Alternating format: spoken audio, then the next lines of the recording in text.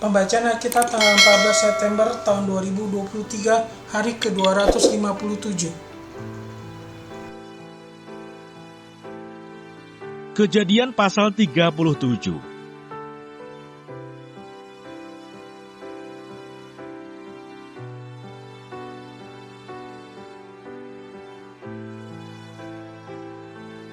Yusuf dijual ke tanah Mesir. Pada suatu kali pergilah saudara-saudaranya mengembalakan kambing domba ayahnya dekat Sikem. Lalu Israel berkata kepada Yusuf, "Bukankah saudara-saudaramu mengembalakan kambing domba dekat Sikem? Marilah engkau kusuruh kepada mereka." Saud Yusuf, "Ya Bapa." Kata Israel kepadanya, "Pergilah engkau melihat apakah baik keadaan saudara-saudaramu dan keadaan kambing domba, dan bawalah kabar tentang itu kepadaku." Lalu Yakub menyuruh dia dari lembah Hebron, dan Yusuf pun sampailah ke Sikem. Ketika Yusuf berjalan ke sana kemari di padang, bertemulah ia dengan seorang laki-laki yang bertanya kepadanya, "Apakah yang kau cari?" Sautnya, "Aku mencari saudara-saudaraku. Tolonglah katakan kepadaku di mana mereka menggembalakan kambing domba." Lalu kata orang itu, "Mereka telah berangkat dari sini, sebab telah kudengar mereka berkata, 'Marilah kita pergi ke Dotan.'" Maka Yusuf menyusul saudara-saudaranya itu, dan didapatinyalah mereka di Dotan. Dari jauh ia telah kelihatan kepada mereka, tetapi sebelum ia dekat pada mereka, mereka telah bermufakat mencari daya upaya untuk membunuhnya. Kata mereka seorang kepada yang lain, "Lihat, tukang mimpi kita itu datang. Sekarang marilah kita bunuh dia dan kita lemparkan ke dalam salah satu sumur ini. Lalu kita katakan, seekor binatang buas telah menerkamnya, dan kita akan lihat nanti bagaimana jadinya mimpinya itu." Ketika Ruben mendengar hal ini, ia ingin melepaskan Yusuf dari tangan mereka, sebab itu katanya, "Janganlah kita bunuh dia." Lagi kata Ruben kepada mereka, "Janganlah tumpahkan darah. Lemparkanlah dia ke dalam sumur yang ada di padang gurun ini, tetapi janganlah apa-apakan dia." Maksudnya, hendak melepaskan Yusuf dari tangan mereka dan membawanya kembali kepada ayahnya.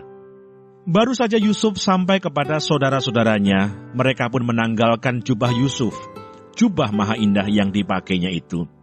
Dan mereka membawa dia dan melemparkan dia ke dalam sumur. Sumur itu kosong, tidak berair. Kemudian duduklah mereka untuk makan. Ketika mereka mengangkat muka, kelihatanlah kepada mereka suatu kafilah orang Ismail datang dari Gilead dengan untanya yang membawa damar, balsam, dan damar ladan. Dalam perjalanannya mengangkut barang-barang itu ke Mesir.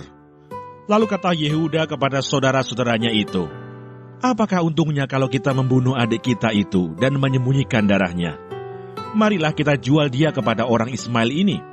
Tetapi janganlah kita apa-apakan dia, karena ia saudara kita, darah daging kita." Dan saudara-saudaranya mendengarkan perkataan itu. Ketika ada saudagar-saudagar Midian lewat, Yusuf diangkatnya ke atas dari dalam sumur itu, kemudian dijual kepada orang Ismail itu dengan harga 20 shikal perak. Lalu Yusuf dibawa mereka ke Mesir. Ketika Ruben kembali ke sumur itu, ternyata Yusuf tidak ada lagi di dalamnya. Lalu dikoyakkannyalah bajunya, dan kembalilah ia ke saudara-saudaranya, katanya, "Anak itu tidak ada lagi. Kemanakah aku ini?" Kemudian mereka mengambil jubah Yusuf dan menyembelih seekor kambing, lalu mencelupkan jubah itu ke dalam darahnya. Jubah maha indah itu mereka suruh antarkan kepada ayah mereka dengan pesan, "Ini kami dapati.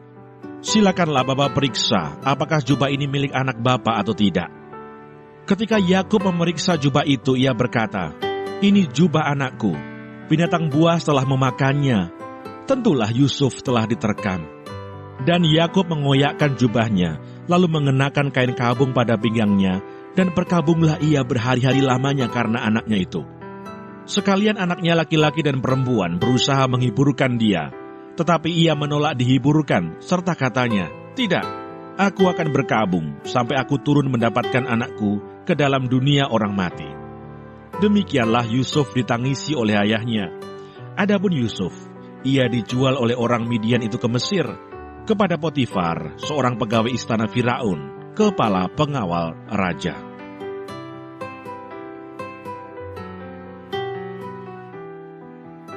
Mazmur 103.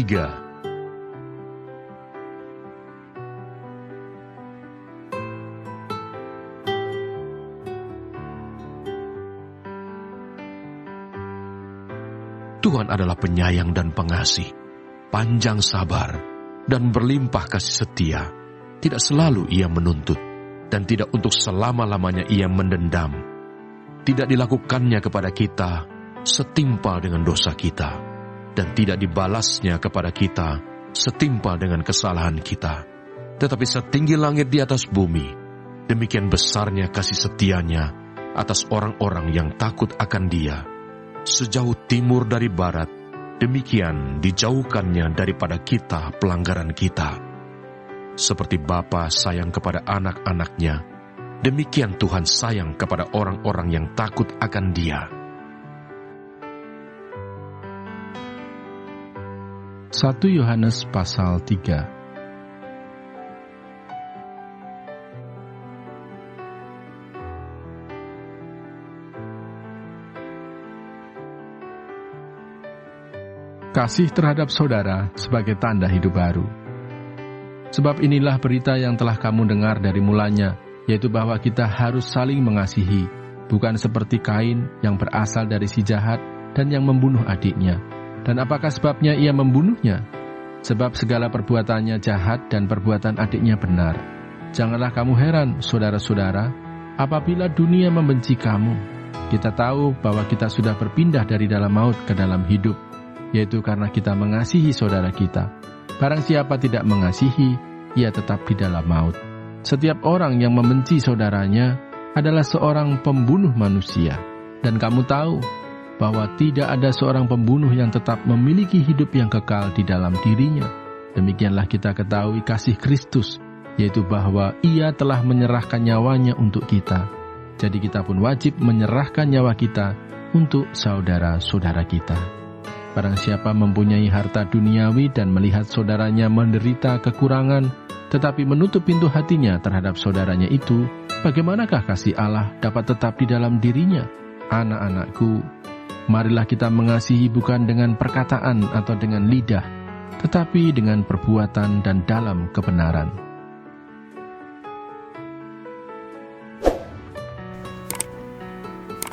Terima kasih. Tuhan Yesus memberkati.